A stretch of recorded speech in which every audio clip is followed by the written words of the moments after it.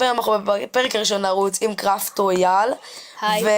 ויש לנו כאן פתיחת תיבות בקלאש רויאל. אז קראפט, אתה רוצה להיות ראשון?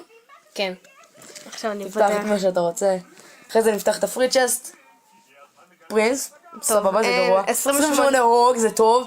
למה דווקא טסלה? הייתי שמח, אוקיי, אני פותח פרי צ'סט, אתה פרי צ'סט. אוקיי. 3 קארדס, אוקיי. ג'יימס, זה טוב. לא בום, טאור, איי. ולפחות זה נותן לי כל מה שאני משתמש בו. שחק.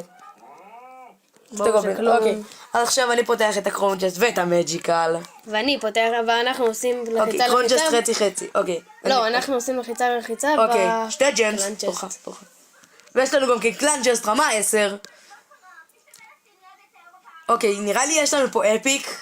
כן. אפיק פקה. אני הייתי רוצה את האקסקיושנר.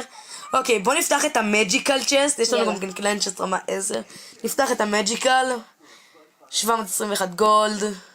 3 מיניונס. 3 אינפרנו טאוור. יצא משהו נראה לי. לא.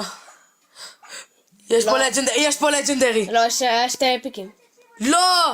היה 2 אפיקים. היה אמור להיות 2 אפיקים. טוב, אז עכשיו הגיע הזמן לקלאן צ'סט, אני כל כך מבואס מהמג'יקל. 2 אפיקים, 27 ררס, 270 קארס, 1620 גולד. ויאללה, בוא נתחיל. ויאללה.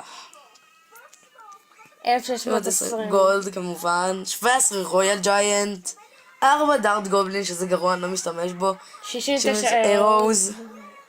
71 פייר ספיריטס. 83, אמן לשתי אפיקים? לא, אין לג'נדרי. 3 טומס, 3 פויזן, סליחה. איזה מבאס. טוב, אז מקווה שנהנתם מהסרטון הזה.